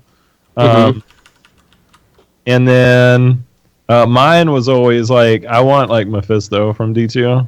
I think Yeah. Mephisto would be development-wise, dope. he could be like badass. Like that would be like. I've been saying that one for a while. Mephisto, I think would be cool. Yeah. All the Diablo bosses, I think, are really cool. Like Undario, Mephisto, Baal. And Dariel, you'd have to give her like clothes though. Wouldn't have to. What's wrong with you, Please. JHow?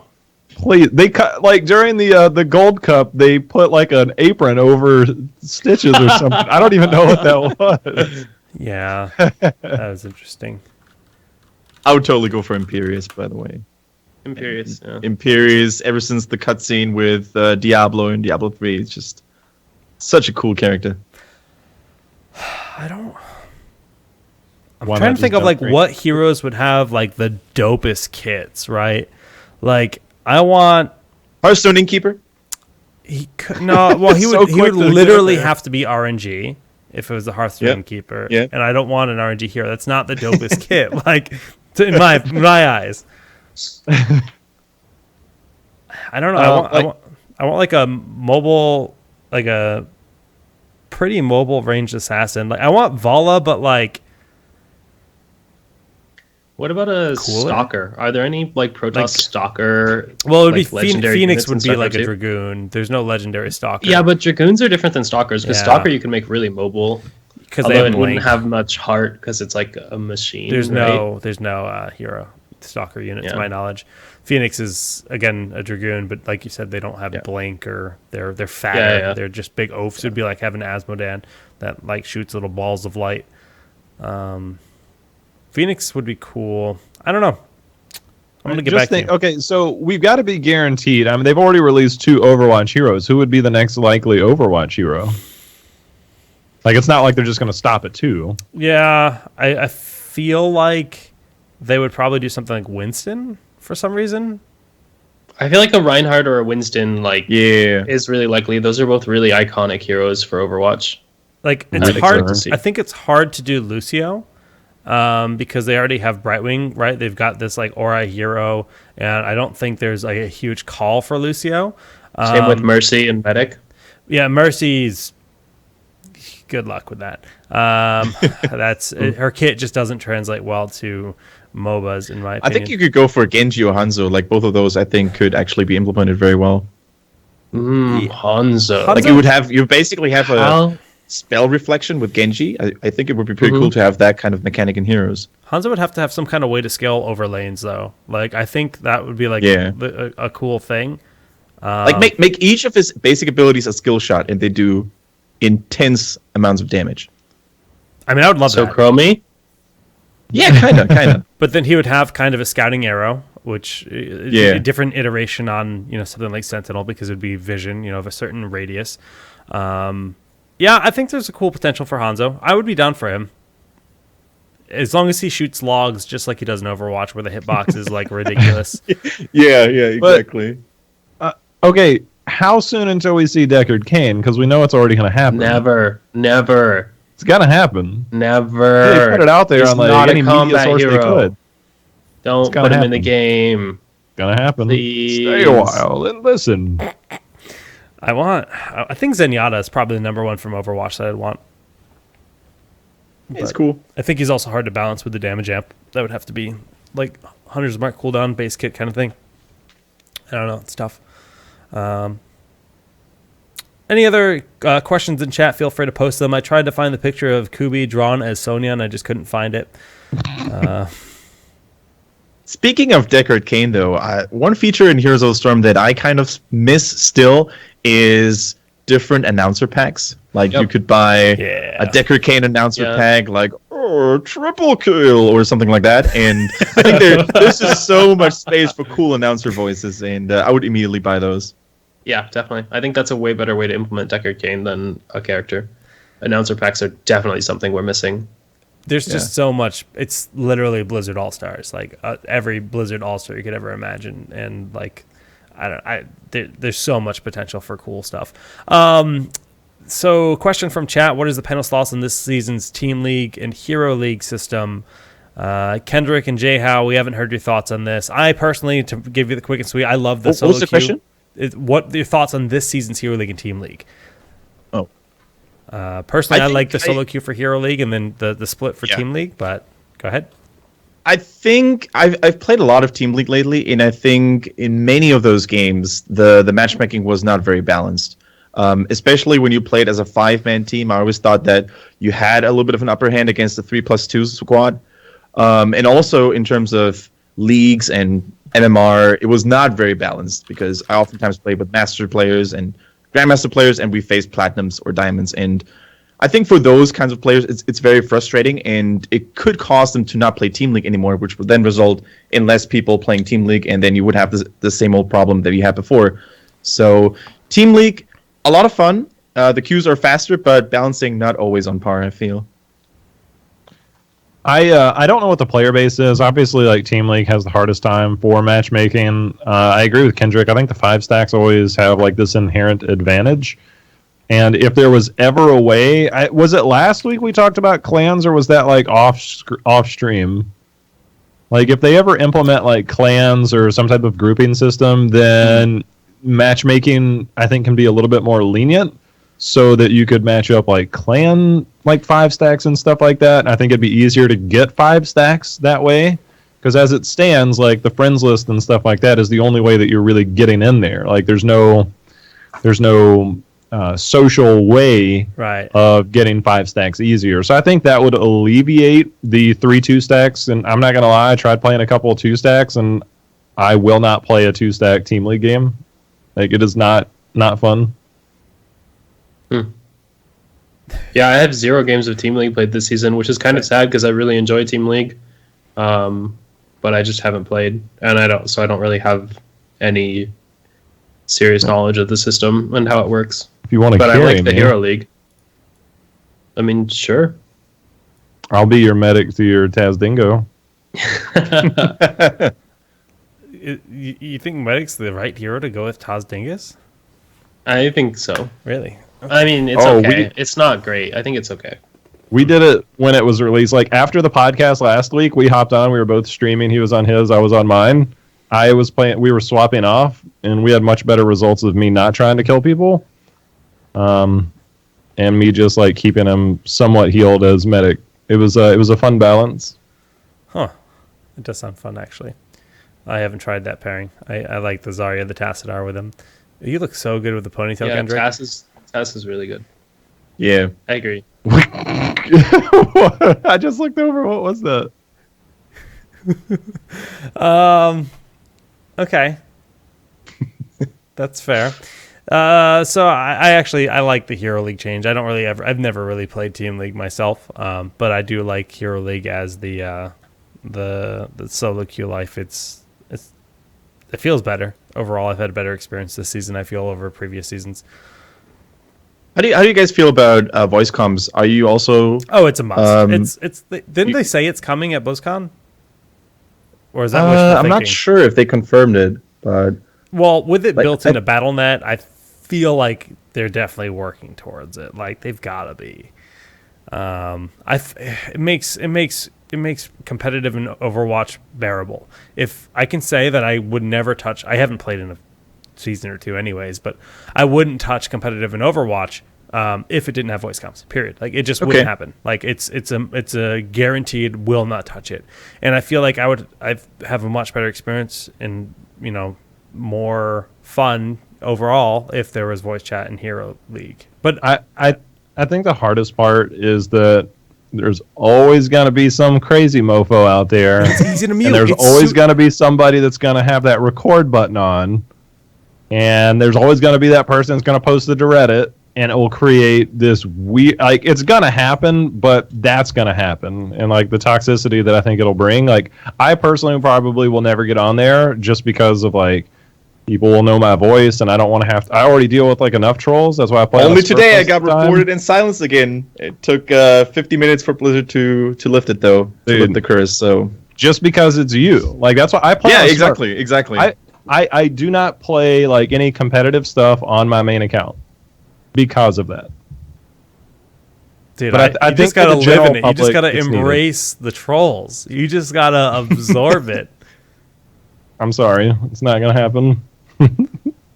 Dunk has a beard to like buffer all of that, the hatred that flows in, and he just absorbs it and vomits back out fluff and happiness. Yeah, pretty much all fluff and happiness here. No real talk. Yeah, voice comms are a necessity. I'm a huge proponent of voice comms in game. Like, any of the potential abuse cases can be solved by literally muting it. And I think I don't know. I just think games are so much better with voice comms. Yeah, I would agree. Designing supports, tanks, and assassins, which one do you think is easier to create? That's a really subjective discussion because there's such big variances within those. I think that's a hard question to answer. Does anyone want to take a stab as to which they think is the easiest to create? JHow's a hard no? Assassins are by far the easiest to create because you don't, like, your assassin is just there to do damage, basically. Like, I think it's way easier to make a compelling damage dealer kit because it's inherently probably the most fun role for a majority of people to just get in there and do damage. So I think you can be the furthest off the mark with an assassin kit and still have a fun playable character compared to support or tank. So I think it's the easiest to create. Would you say support is the hardest considering we only have 10? I don't know. I think there's a lot of finesse in creating both tank and support kits if you don't want them to overlap too much, and then they end up not being used or being the only one used in like that category. Like, we see a lot of the same 3 tanks or whatever at any given time being played in competitive. I just think that's kind of a side effect of how homogenous in general the tank kits are, and it's very difficult to create like tanks and supports that are not that way. Kendrick? I think for heroes specifically, specialists are probably very hard to design. I mean, if you want to go crazy with specialists, that is, for example, a Cho'Gall or Abathur. Like, if you want to go and break some of the frontiers or some of the borders, and you want to create something entirely new, I think that's probably insanely hard to design. Yeah, that makes sense. There's so many variables, though. There's so many different kinds of heroes. Yeah. I feel like the hardest of them all has to be things like the Ragnaros. Like the weirdest ones. To make them fit in a meaningful way. Because, like, I know that's a niche. That's like almost right. like the true specialist. But, like, Rag is such a ridiculous kit. I guarantee you they toyed with the timers and the abilities and the kits. Because, I mean, I know for a fact when they do hero designs that hero might go through various renditions. Like, when they released Medivh, they even said he was once called a support. Like, we can imagine that he had different abilities. We can imagine that Medivh had heals in his kit once upon a time. And that's kind of weird for an Archmage, right? But who knows? All right, well, We are going to be giving. All right, that will be the final thing. Razorek, great question in the chat. Predictions for opening week next week. Let me pull them back up here onto the stream so we have them for reference and we can look through the matches. So let's just start off with Europe match 1 on Friday. Dignitas versus Misfits, and just across, left to right here in the top column. Just say the team you think will win for Friday, Saturday, Sunday, and we'll do one row at a time, starting with you, Dunk. Sorry, I'm trying to fix the green screen from eating me out of existence. So one row at a time? All right, I'll do it for example. So I'm going to say Dig, Be Genius, Expert. I have literally no idea who is going to win the second 2 of those matches, but I'm going to vote for Dignitas in the first match. Okay. JHow? I'm going to go Misfits just because I don't know how Zalia fits in with their team yet, even though I think he's going to be great. That's a good call. Yeah, I'm going to go for my German boys, Misfits 2. I think they're going to come out strong from the shadows. For the second game, I have no idea. Probably Be Genius. And then I think my personal favorite, my personal dark horse, Trick Esports. I think they're going to be pretty good in this season. All right, down to the second row. We've got Expert versus Diamond Skin, Fnatic versus Tricked Esport, and then Misfits versus Fnatic. This time, Kendrick, you're going to open it up. I think, Dunk is once again, Team Expert looking good. It's hard. I think Team Expert is going to make it. Next one, Fnatic. Super obvious. I think Fnatic is still one of the top favorites. And then, Misfits Fnatic? Probably Fnatic. I think they're still the strongest team in Europe next to Dignitas right now. JHow? I got to go Expert and then Fnatic, if only because I think the Double Warrior meta fits them a lot more to allow Wubby to do Wubby things, and that makes their team really good. I'm actually echoing JHow's. Dunk? Yeah, same. I think Fnatic is probably head and shoulders above the competition right now. And then on the first game, just submit to your guys' opinion. I feel like that's reasonable. We should point out Fnatic is a team that has always excelled on LAN. They ride the hype. They really do. I think BlizzCon proved that to another extent. And if they're at all not in the zone or whatever, I think they're a team that can lose matches they shouldn't. But I think on paper they are the better team here. It's hard to say with Misfits since they have been kind of lurking in the shadows. This powerhouse team that really did deserve to be at BlizzCon just as much as Dig and Misfits, or maybe a 0.5% less, right? But I feel like the practice time against the Asian teams will probably have helped Fnatic a lot in that matchup. Yeah. That's why I would give that in Fnatic's favor, at least at the beginning of the season, because I think the practice time over winter against Asian teams would have been so impactful, and all the practice time at BlizzCon was a lot of time to level up your game. Yeah, good points. All right, now to North America. The matchups for this column we're reading left to right. This is, again, going from Friday, Saturday, Sunday in each little row. A weird way to do it, but hey, that's how I do. Tempo Storm versus Team Niventic Superstars, which is DTS. They're now just known as Superstars, versus Team Freedom. Wait, which one who's Team Freedom? Is that... Why did I not hear about Team... Who the hell... Isn't Team Freedom Insomnia's team? Insomnia. What was their team in the qualifiers? Was it No Tomorrow? No Tomorrow's the next day. No Tomorrow's on the second It was day. Grandmaster Jackets, right? Oh, okay. Okay. I didn't realize they made them do all these name changes. I saw the one about DTS. Yeah, they made they made everyone do name changes, basically, who wasn't on the team. Okay, that's... Okay, well, Superstars versus Team Freedom, and then B-Step versus Team 8. Is that Chew 8? Yeah, Team 8. Okay. It was Chew 8. My hot dog is a little bit too nerdy for them, and then I think so. It's Team 8, and then B-Step. All right, I'm gonna go with Tempo Storm, Superstars, and This is tough. Chewette My Hot Doggy was not that impressive. Do you know who B-Step is? No. The old It's denial roster. It's old Denial. Okay, that makes Yeah, way more sense. Don't think I was that's gonna be assuming it was close. one of the other like bottom half of No. teams. Okay. And Yeah. B-Step. Okay. Yeah, I heard some rumors. Apparently, Jay was saying on stream that they didn't practice at all. But I think that's just psychological warfare. But not sure how serious they are. I don't know. That's probably accurate. Based on how much he's been streaming and stuff, like I think Yeah. that's probably an accurate assessment. Right. But yeah, I think it's tempo again because they are Murlocs. coming back from GCWC. They're going to be very, very good, having so much experience internationally in the last couple months. And then Superstars Freedom is, I don't know, coin flip, honestly. That could go either way, in my opinion. And then I think B-Step should definitely have an edge over Teammate. All these I team think name changes, man, they're tilting me.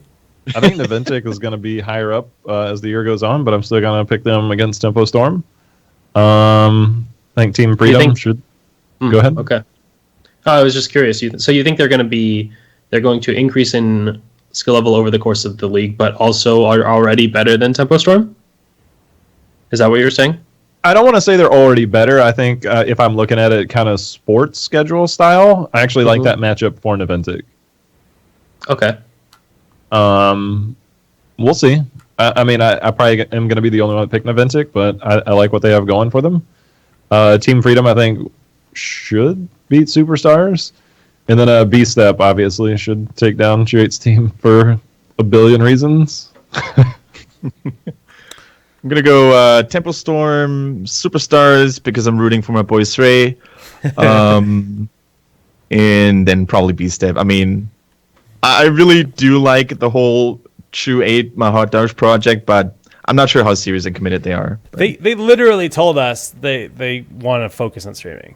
Like, yeah, that's the whole. Who else in there in the team is streaming besides True? Glarong. Oh, Glarong. Okay, yeah, Yeah. fair enough. It wasn't Glau that said it, was Chew that said that, but still, like my expectations for that team are like to try to stay in top 6 this season. Like I have zero expectations for Team 8 to do well. Do you think they're called 8 for a reason? Yeah, 8th place, one season. Exactly.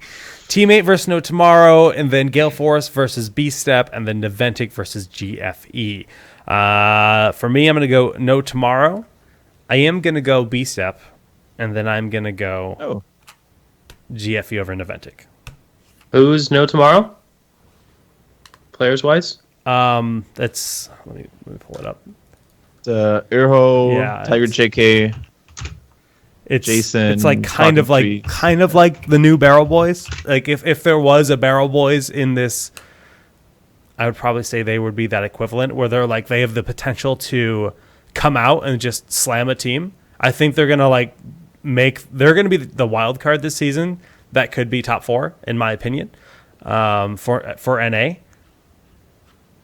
of the teams. If there's a bottom half team that deserves a sponsor, it's probably No Tomorrow.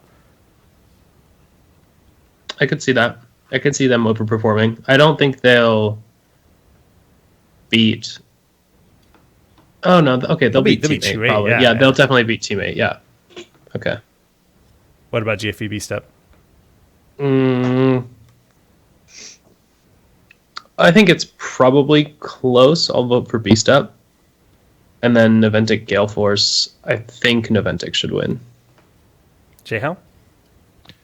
I mean, I think it's pretty easy. No Tomorrow. B-Step, I think, is a lot better with McIntyre. I just don't know how good they'll be, so I'll say Gale Force for week 1. And then the Naventic Gale Force series is always fun. I'll go Gale Force again. So you think Gale Force? Sorry to interrupt you. I just want to get a comment in here quickly. You said Naventic over Tempo, but now you're saying Gale Force over Naventic. So you're saying that even though Gale Force was not present at BlizzCon, they have power leveled during this time to, or at least top BlizzCon, they've power leveled to be a top team. I look at it in terms of matchups. I think Gale Force matches up really well with Naventic, and their games are always like crazy. And I don't want to say there's one definitive that's better than the other. I just think Naventic matches up differently against a team like Tempo Storm than they do against a team like Gale Force, based on last year. Like B-Kid is like the biggest question mark, and how they play Tomster in terms of will he be more on melee assassins or will he be more on melee bruisers? Like it's kind of a question mark. And then where does Artanis fall in the current meta? Pretty competitively, I should say. Okay, Kendrick, your predictions? I'm gonna go for No Tomorrow, Gale Force, and really hard to say. Probably Gale Force again, simply because I think they're very likable as a team. They've stuck together quite a long time, and I'm really interested in seeing whether Fan is going to perform well during the season because he has that certain like superstar status. So really excited to see Fan and GV. Trying to think back to the HGC 2017 qualifiers. Fan is a player that's always been really consistent, and I don't think it'll be an issue, but I want to say there was one game where he did underperform, and I was like shocked by it. Like I thought there was one game where he just played really bad, and he doesn't happen with him. Again, I'm talking about one game. Everybody has a bad day, right? Yeah.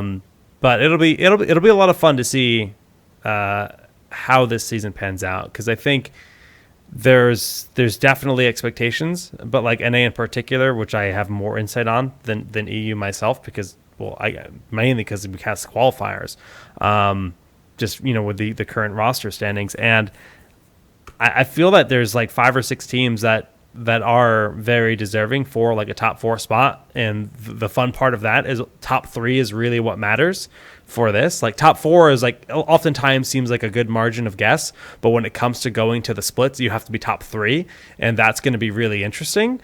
And I think due to that fact, being a third place team is actually really meaningful based on like the way that the league's going to progress. So each and every game, like 2-0ing a team versus 2-1ing a team is meaningful in this league structure because your points will be higher.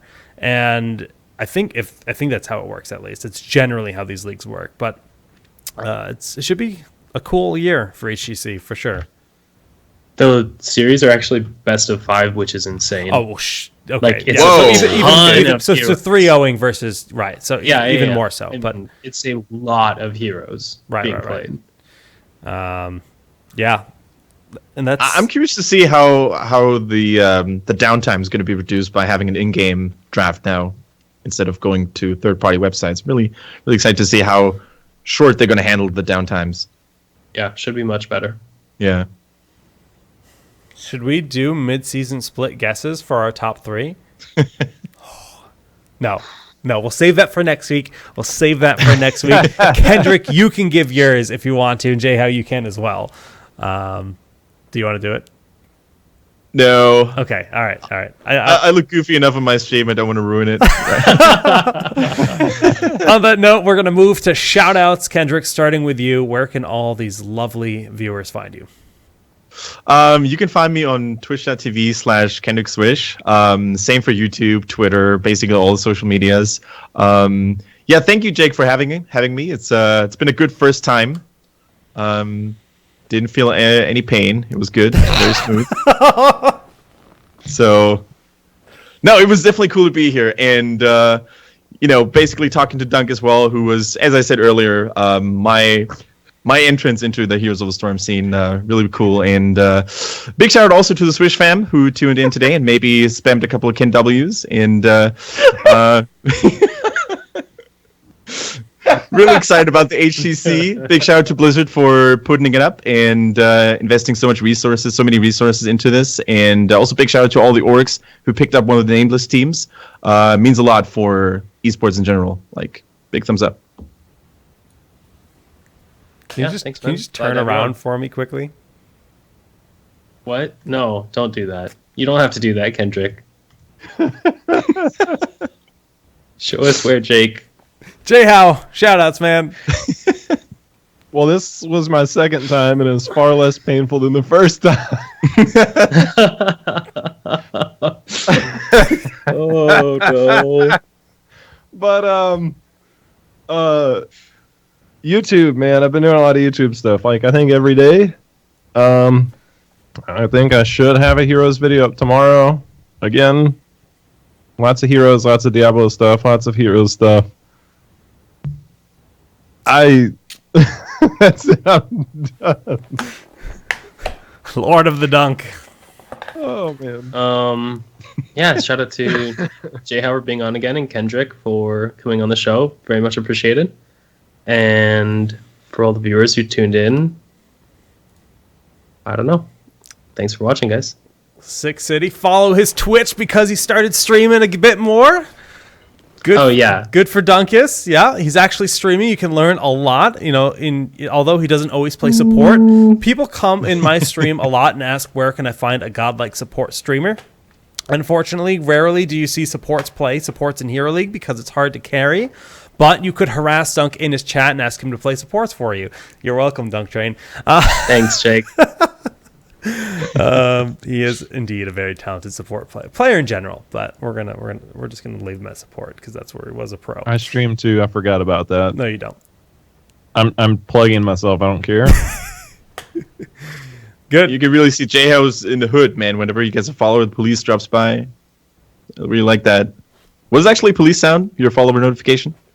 That's not me. What? That's a clip from a Daft Punk song. Okay, it sounded like police voice comms, you know. I mean, what is maybe the clip? I felt really gangster when I was watching his stream. I'm gonna change it now, so it's more of like a gangster police sound. Nice. Now that JHow's keyed in on what the viewers like. So can your subs be called like the J Hood, and then it goes, "Welcome to the Hood." I'm the only one here not partnered, so no subs. Wrecked. Feels bad, man. Because I need more people to come and watch my stream. Yeah. Cough. Well, guys, do me a big favor and follow the Arcane 8 channel. It will be home of TownHall Heroes for the future, as well as the HGC Open League and some unannounced projects for the Heroes community, looking to have tons of grassroots opportunities within the Heroes of the Storm scene. That's everything from, well, the imminent Bloodlust 2, which I've been very open that I'm working on making happen, and more things like Gladius and so on and so forth. And this channel will be taking on a life of its own, whereas my channel will just be gameplay and so on and so forth. Apologies for episode 130 being lost to the nether. If you missed it, well, it was probably the best episode ever, and we'll leave it at that. I don't even remember what we talked about, but that's just how it works. And GG's, everyone. Big shout out to JHow and Kendrick for joining us this week. Congrats to everyone that did earn their spots for HGC, and good luck in your coming matches. And again, congrats to all the HGC casters that are going to be living in Southern California and enjoying the terrible water quality there. Bam! GG's, everyone. Have a great night, and we'll see you next week.